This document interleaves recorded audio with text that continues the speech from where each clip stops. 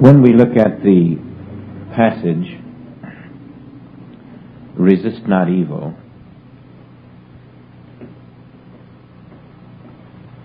we're apt to meet it head on and see it only as a command and miss the higher purpose. As a matter of fact, just 200 years ago, roughly, when old Paul Revere came down the countryside, there wasn't anybody who stopped him and said, well, look, Paul, it says in the Bible, resist not evil. Why are you coming around telling us to resist the British? And there was nobody in England telling the British that their Bible said the very same words, and they were not to resist our antagonism to taxes. And so man has very blithely bypassed these words. Every new nation that forms itself resists those who had possessed it. And in a way, perhaps we can measure our progress that now, some 200 years later, we can even wonder if we did the right thing in the American Revolution. We can even wonder if there was not a better way. It would have seemed impossible to consider a better way at the time. Nobody would think it possible to win freedom without a sword. But we find in the 20th century someone did win freedom without a sword, proving that what we may have thought was impossible was very possible. It required a spiritual witness faithful to the spirit of his own being. When Gandhi proved you can win independence without a sword, he established the principle of resist not evil in the 20th century. A principle that had been overlooked as impractical, as if God would make an impractical recommendation to us. Now again, in our individual lives, we follow the same plan as we followed 200 years ago. We deny that which we do not agree with. We use the fist, the sword, the court of law, cunning to meet cunning, power to meet power, scheme to meet scheme. And then when we come to a passage that says, if someone takes our coat at the law, give them our cloak, we think surely somebody's pulling our leg. Suppose they took the deed to my house. Should I call them up and say, look, I have another house, and you missed that deed. Would you care for it? Always meeting these principles on the physical level, we fail to recognize that a different realm of activity has been opened up to us. A realm so marvelous, so unsuspected by the world which has walked by this principle, that it has never moved into the real new frontier, the spiritual frontier, the spiritual revolution. But we are beginning to taste that different kind of revolution. Not a material revolution of one nation against another, of one physical power against another physical power. A completely and totally different kind of revolution in which man, instead of fighting his neighbor, instead of fighting a dictator, fights himself. fights his own false sense of identity. He declares war upon himself, upon the person he is not.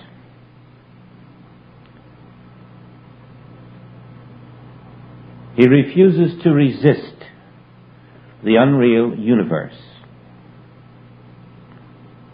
and moves into the frontier of an invisible reality, ever near him, ever touching him, ever within him, ever waiting for his recognition. All in 3 little words: resist not evil. Man finally learns this is the call to develop his consciousness, to be lifted into that other realm where evil has no existence whatsoever, where there is no army that attacks, where there is no virus, where there is no fear, where there is no disease, where there is no death. And finally he sees there is such a realm. We experience glimpses of that realm. We learn to walk in it. We learn to partake of that which was here before the false veil of a human consciousness. We learn that we have been gifted with a life that did not begin in a womb, a life that will not end in a pine box. And we learn that the price we must pay to realize that life eternal is to lift the veil of that false consciousness which looks out and sees evil where it does not exist.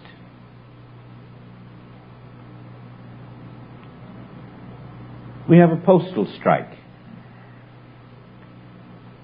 I'm quite sure that hundreds of millions of people, if they had a postal strike throughout the world would decide that they'd be in poverty. Pension checks would stop. Banks would not be able to do international business. Everything that depends on the mails would stop in the human mind. And hardly anyone would stop to say, well, how does the post office affect God? Is God's work dependent on the mails? Is God dependent on the arm of flesh?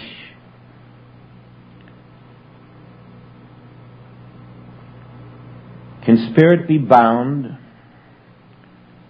by men of earth? And if at first your reaction to the strike would be, what am I going to do now? The checks I expect won't be in. You will find that in a sense you too have begun the resistance to evil. The reaction to the announcement that in some way inconveniences you or threatens you is resistance to evil. And the recognition of that evil as something you want to do something about sets up your wall of defense, desire for removal of that evil, and is indicative then of the divided consciousness which still rejects the idea that God is one.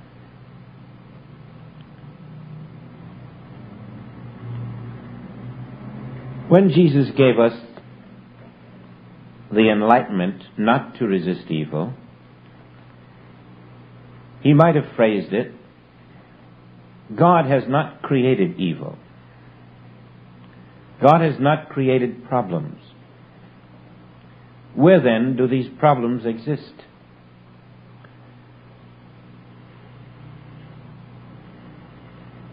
He was lifting us out of the universe of the mind, out of the universe which is dominated by the mentality of man, out of the physical universe which is the mind made visible.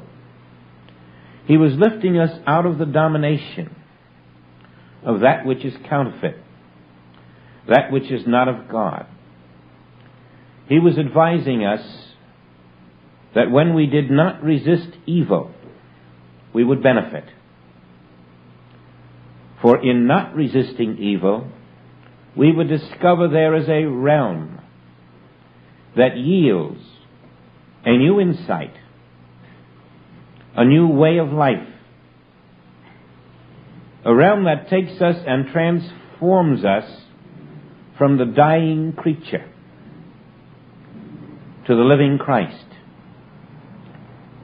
He was revealing that there is a living realm where we stand now,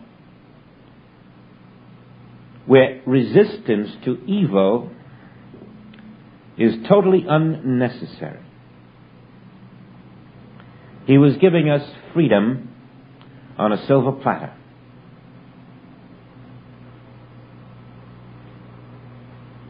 Every time we limit ourselves to what we believe is the truth, we might just as well try to pour the Pacific Ocean into a thimble. That's the same as trying to understand infinite wisdom with a finite human mind. And as long as we cling to this finite human mind, as long as we mentalize our life, we're going to see evil that must be resisted. And we're going to limit ourselves to the good, the evil, the duality of this world. Now, as you know, religion teaches that evil does exist. Religion teaches there is a hereafter. And if we can live in the goodness of our hearts, obeying certain commandments, we will be spared a good deal of the evil, and eventually in the hereafter we will find a heaven. Science has a different kind of asininity to give us. Science says that we need power over power. Science recognizes the presence of evil. And science builds power to combat that evil. And so while religion and science are fighting the evil, trying to bring us the good, the Spirit of Christ is saying, you are wasting your time fighting and overcoming that which has no existence.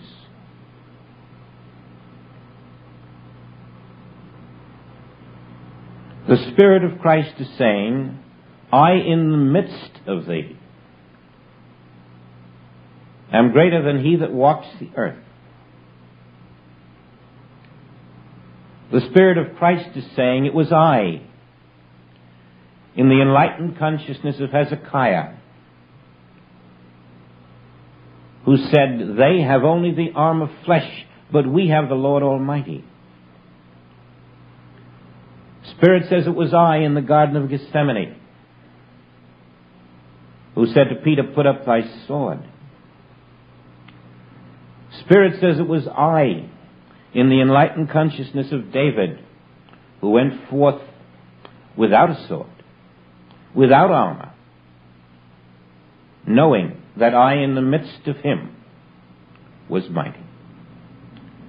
Spirit says, I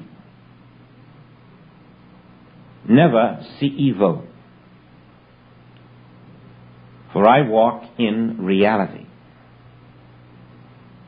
Spirit says, rest in me. My yoke is easy. Spirit says to me, I am not bound by the things of this world. If I would come to you in the fullness of your being, there is no power on this earth that can prevent it. Only one. And that is the human belief that I am not here. But when we resist not evil, in the confidence that there is no evil to resist, then we stand like Hezekiah, like David, like Jesus, and we look out upon what appears to be the enemy with a secret. It takes a mind to direct a bullet to you. It takes a mind to direct a bomb to you. It takes a mind to cause you physical harm. And when you are in the awareness of the eye of your being, that eye of your being is the one power functioning in all that concerns you, so that it does not destroy your supposed enemy, but rather it destroys the influences working through the mind of your enemy. It destroys the beliefs and the thoughts that would be directed to the mind of your enemy to direct the bullet or the bomb or whatever force might appear to you. Always the eye which is mightier than the sword is the guardian angel of your supply, your health, your vision, your hearing, your body, your complete human experience, immune to the evil that the eye of your being knows is not there, is able to walk with grace through every untoward event that appears in the human experience of other people. Now we're going to suppose that you have a pension check that's due on the 1st of the month. We're going to suppose this postal strike continues beyond the 1st of the month. We'll even suppose that without that check you have no food in the house and no money to spend. This would appear to be a great limitation, a catastrophe. Now let's look at the good side of it. Let's see if there is a good side of it.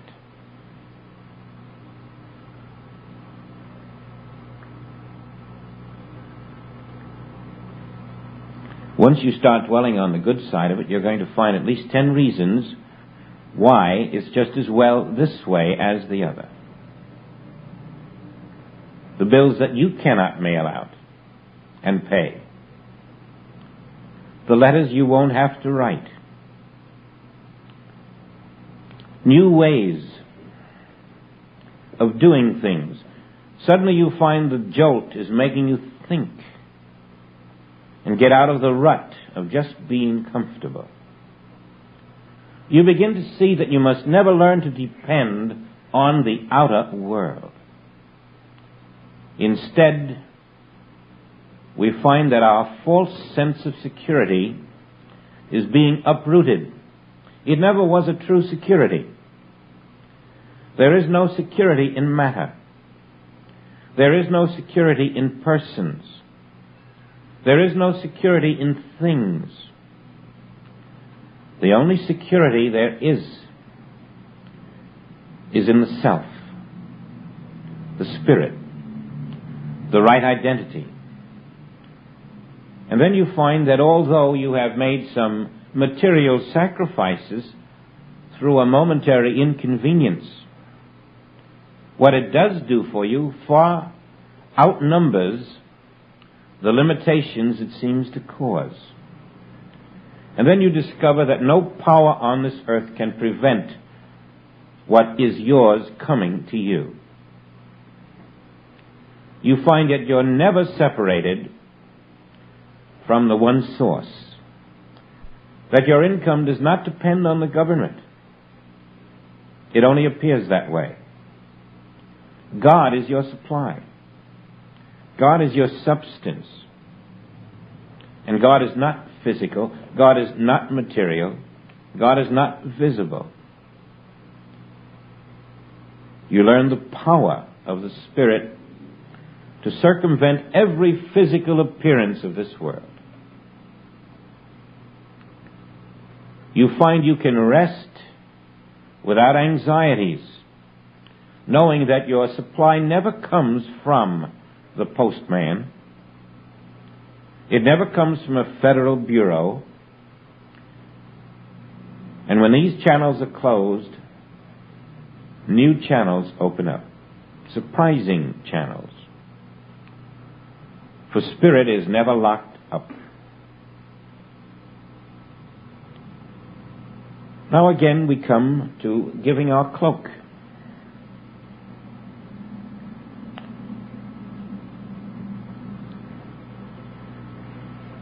Surely Jesus had something in mind that the world has failed to see.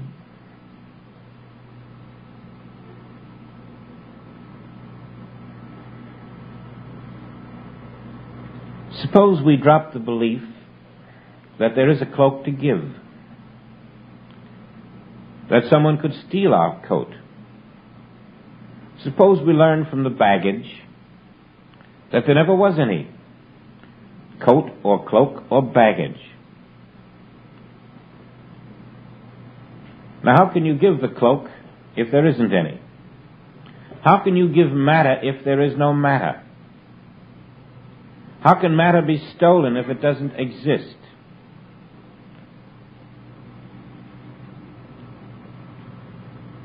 Your mind strives to understand that. But again, it is that very activity of the mind that Jesus is trying to unsettle, so that we will drop the belief in a material universe and place no value on our material concepts. Why? Because we have learned that matter is never external to our being. We have learned that material conditions are never external to our being. We have learned that there are no material conditions. He is lifting us out of the hypnosis, removing the onion skins of human thought.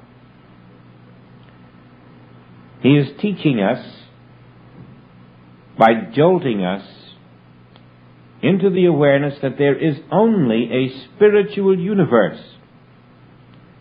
And the coat or cloak that you would cling to has no real existence. It must drop from your consciousness as a necessary possession. We are being told to let loose of the physical things of this world, the physical concepts. When Lazarus was raised from the tomb, he said, "Loose him and let him go."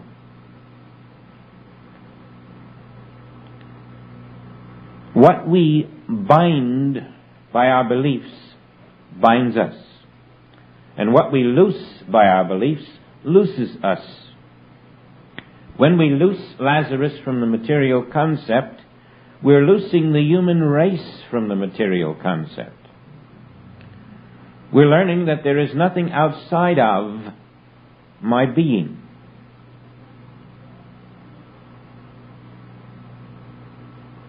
Nothing outside of I. And the reason we must learn that, even though it seems uncomfortable, somewhat unfamiliar, rather difficult to accept, is that our ultimate prize is resurrection. And by intervening between the reality of spirit with our mental beliefs and our outer human experience, we delay the experience of resurrection in such a way that the world is unable to rise above its many problems, its many blood-stained countries, its many helpless invalids, its many agonizing, torturous moments of wondering where it's going and why. And yet all of this, you are told, is but a shadow in thought, so that you can rise through the shadows, recognizing the cosmic illusion as you go, resting in the invisible, present reality of spirit, and then be lifted out of the realm of opposites into a universe beyond the imagination of the human mind.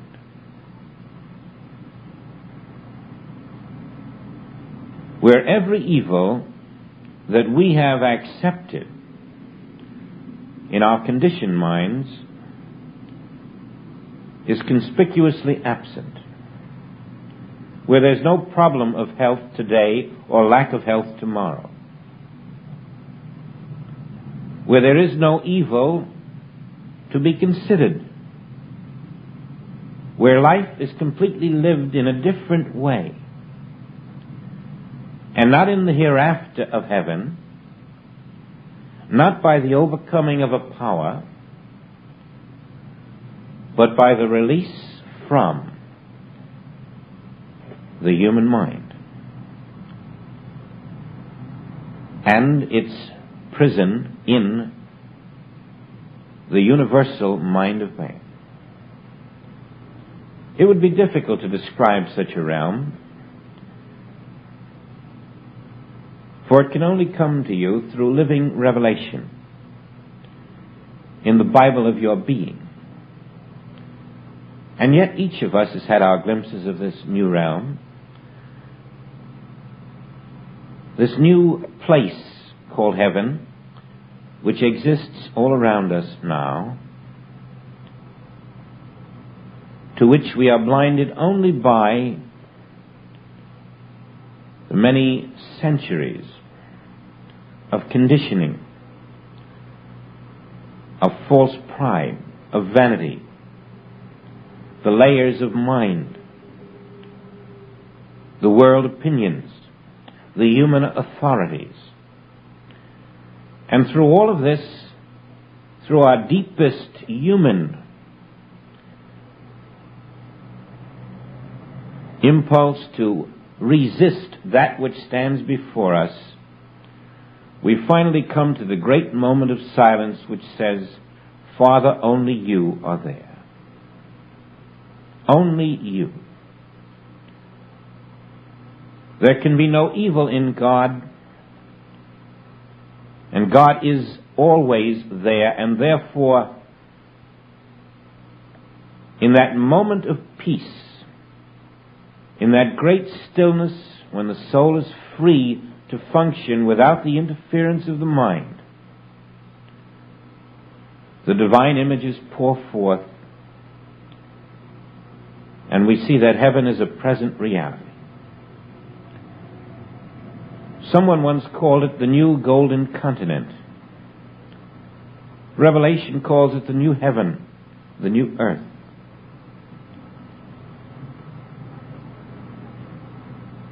There is going to be a moment in world history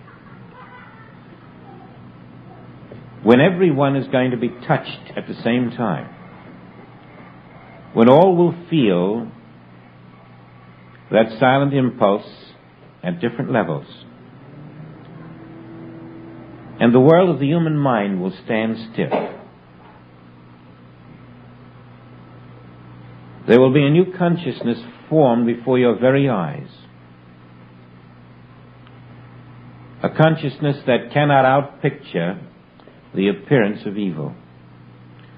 A consciousness that knows nothing about hate or animosity or death or war. That resurrection is not the resurrection of one individual. It is the resurrection of the earth itself.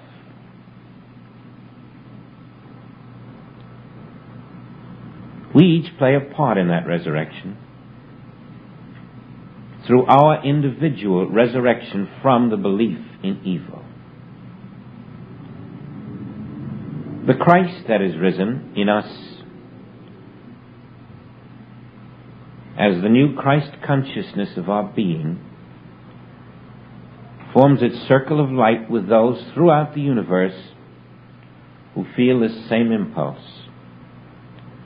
We join invisible hands. We reach across the universe as one invisible light. And the new consciousness becomes the new earth, the golden continent, the place where His will is done. We have the power within us to do now that which was in the consciousness of Jesus when these words were uttered. Give Him your coat, your cloak, your house, your car, all your possessions, because in the new golden continent there are no physical things. That is the revelation of Resist Not.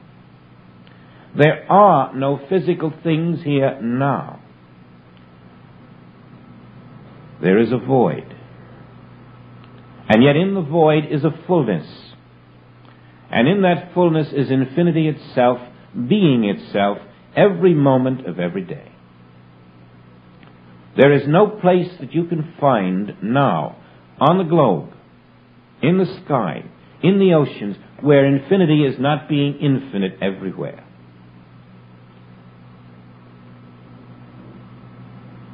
Every moment that you reach out to resist any evil of any kind, you are rejecting the reality of your own self. When you reject the evil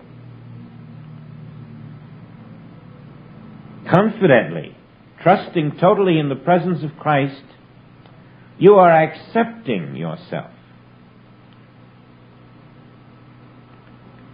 And so in the rejection of evil as non-existent, non-substantial, nothing but image and thought, never externalized, never getting outside of mind, you have caught the great liberating principle.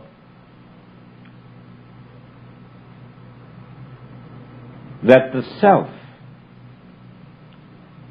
is infinitely active everywhere and needs no help whatsoever. God needs no help. Spirit needs no help. Spirit is functioning throughout this universe now. And as we drop our beliefs in the reality of matter, living not by matter alone, not by bread alone, but as a living Bible, listening for the words of revelation within, we find that the living truth does come, exploding the myth that there is one human authority on the earth. For the new truth brings with it the power of its own self-expression.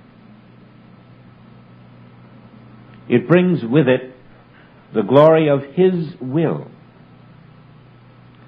And it reveals the golden continent where you are. It reveals a new earth and a new heaven. It reveals that never has there been a need on this earth to resist a single evil, for never has there been one. We have been looking at the cosmic myth.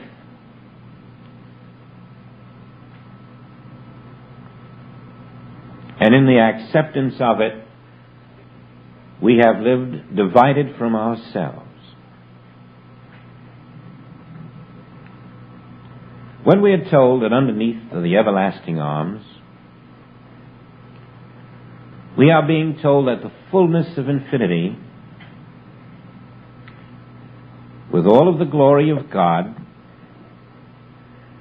with all the power of God, with all the wisdom and intelligence of God, is the only omnipresent truth. Underneath, meaning in the invisible,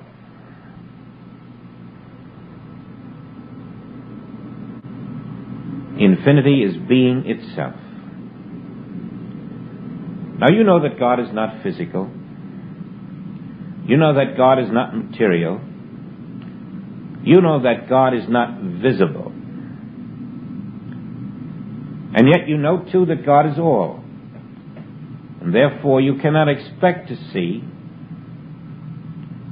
touch, feel anything that is of God. But you can see and touch and feel the evils of this world.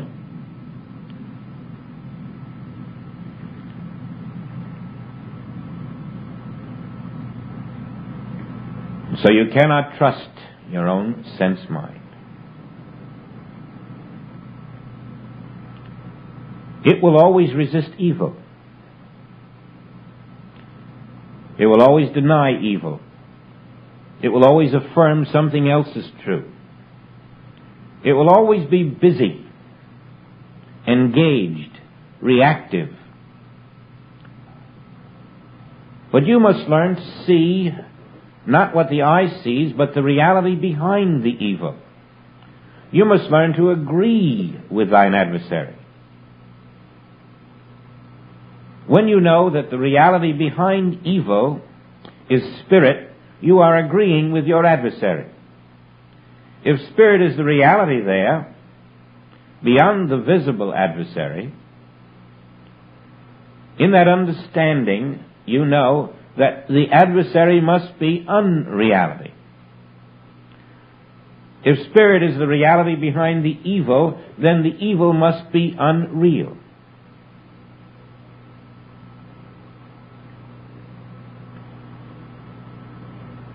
We are being told not to resist the unreal. We are being told to sit through a postal strike with the knowledge that it is unreal. There is no discord in your Father's house. There is no discord in spirit. There is no discord in your being. There is no discord in your spiritual self. You are fed not from without, you are fed from within.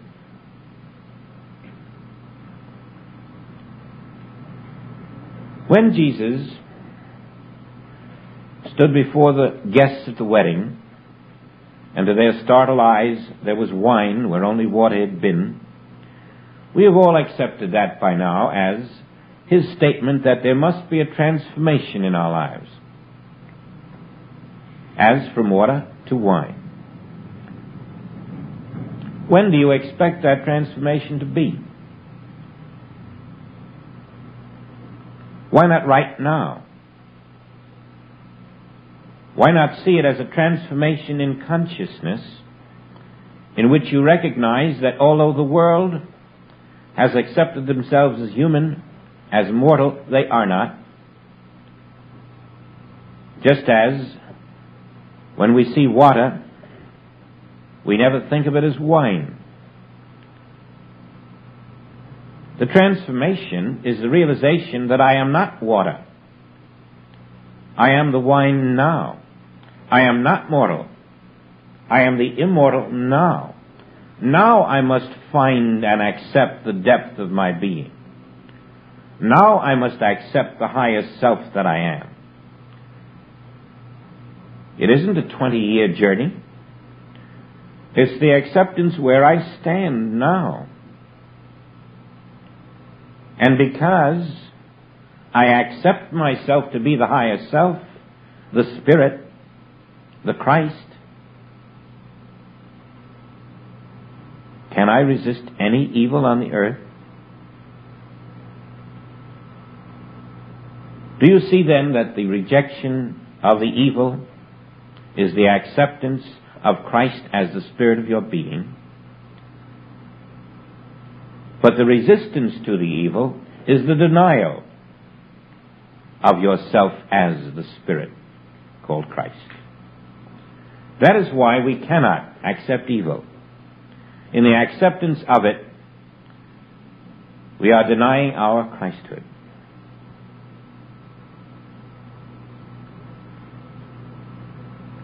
In the belief in a lack, a limitation, a disease, a blindness, or a deafness, you are living in the false identity. And in that false identity, you will resist evil. You will find the need to, because your sense mind will know no other way.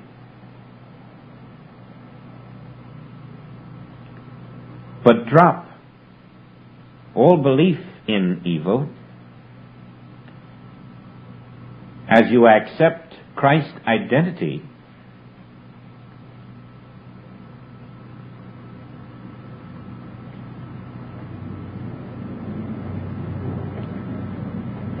And then you find that everything in the Sermon on the Mount which says, judge not, condemn not, think not, resist not, is all telling you who you are. You are that one who need not judge, need not condemn, need not think, need not resist, because the living Spirit of God is your substance. And in that acceptance, you are lifted to the realm where the law of that substance, spiritual law, is revealed as the only law of your being and the only power. Do you see how the path to freedom is based upon identity? And these words in the Bible are forcing us to recognize that every time we are not acting in our true identity, we are seeing a world that needs to be improved, healed, manipulated, feared, hated, or loved.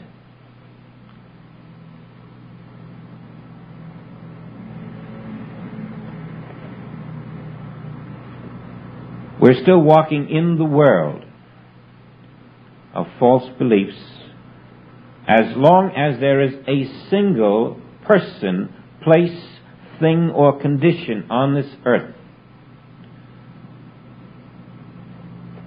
toward which we must have any defense.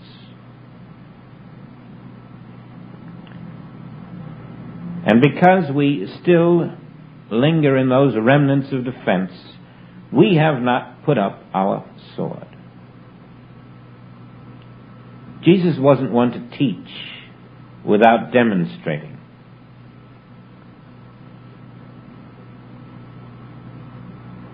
He taught that we would die by the sword that we do not put up. And you could translate that this way.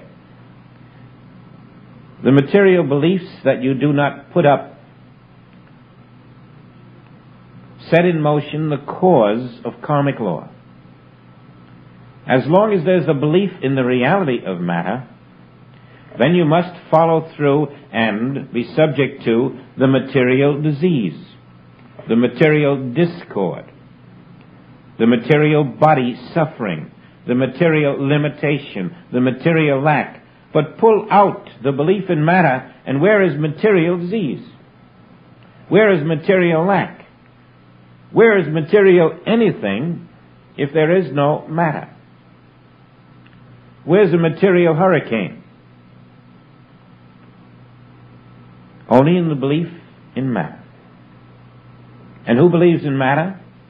He who is not the Spirit of God.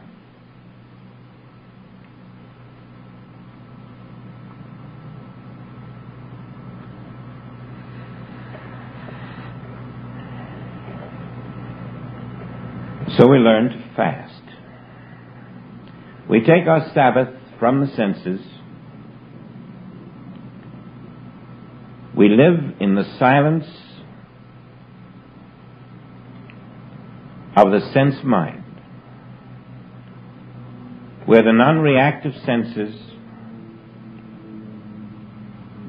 silenced by our desire to live in the Spirit, cannot walk forth to fight the evil, to destroy the evil, to defend against the evil, and I rest in Him.